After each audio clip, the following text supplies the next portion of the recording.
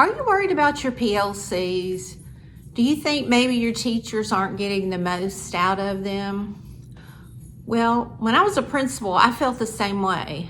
And at that time, administrators were not supposed to attend PLCs. But I broke all the rules because I felt like it was important that I be in there. I didn't want it to become just a gripe session or where they weren't focused on the right things. So I thought today I would tell you just how I ran my PLCs. And it worked because we became a national blue ribbon school because of it. First, I had my calendar set up that day was sacred. I had all PLCs on the same day, let's say Wednesday. So my secretary and I blocked off my calendar. Unless it were a true emergency, we didn't miss PLC day. And I went in with each grade level and I sat down. First of all, I give them about 5 minutes to tell me anything personal that was going on in their lives that they wanted me to know about. I felt like that gave them a sense of I cared about what they were doing personally. Then we moved right into what they were teaching the next week. And I was looking at their standards while they were telling me what they were teaching. And a big deal was to align to those standards. Were they digging deep enough into those standards? And we would have those discussions. Did you cover every single part of this standard? Or did you just scrape the top of it? Many times that's the problem with our testing and our achievement is teachers don't dig completely into the standards. So I looked at their assessments for the week to determine, is there something else we could add?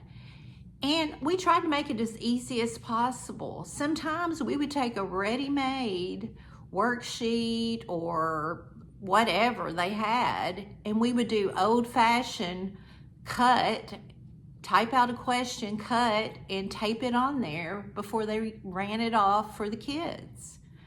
That would increase the rigor of that assessment. And it made it easy on the teacher. They didn't have to redo anything. They didn't have to look for anything new. It just allowed them the opportunity to make that assessment even better. Third, and I really feel most importantly, I would give them time to tell me about individual kids in their classrooms. And I don't know about your state, but my state broke down the testing into categories. And we would talk about which categories does that child fit into. Sometimes one child fit into 3 categories. And if so, if they were struggling, that child was going to hit us in all 3 categories and make our testing look lower than it really was. So we would talk about those kids and what we felt their problem was. And sometimes it was, I would say to them, do you feel like it would be helpful if you and I had a conference with the parent? Sometimes we would do that. If it were a discipline issue, if it were more an emotional issue, I would ask them, do you feel like you need to have a conference with the counselor? Maybe that would help.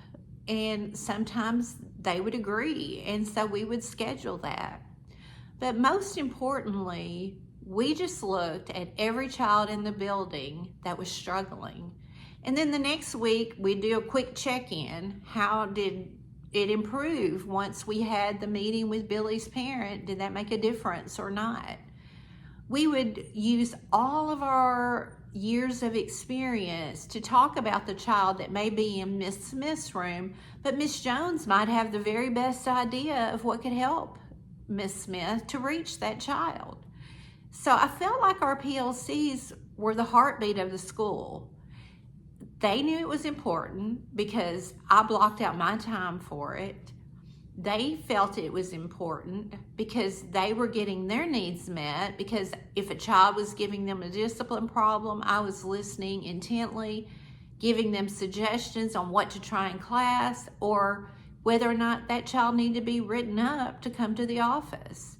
So I really feel like the system that we used really helped our students. So I encourage you to get in your PLCs. See, just monitor, see how it's going right now. See what they're doing. Then, if you don't feel like what they're doing is working, try my plan for a few weeks, where you just give them a few minutes to tell them about themselves. Then you look at what they're teaching, look at their assessments, see if those can be made better. Third, talk about students who are having difficulties, come up with a plan for what you can do. And finally, revisit the students the next week to see where changes made. I hope you found this helpful. I know I did as a principal for over 22 years. And I hope that you will continue watching my videos and reach out to me if there's a question you have or something I can help you with. Please like, share, and subscribe my videos. I appreciate you and have a good day.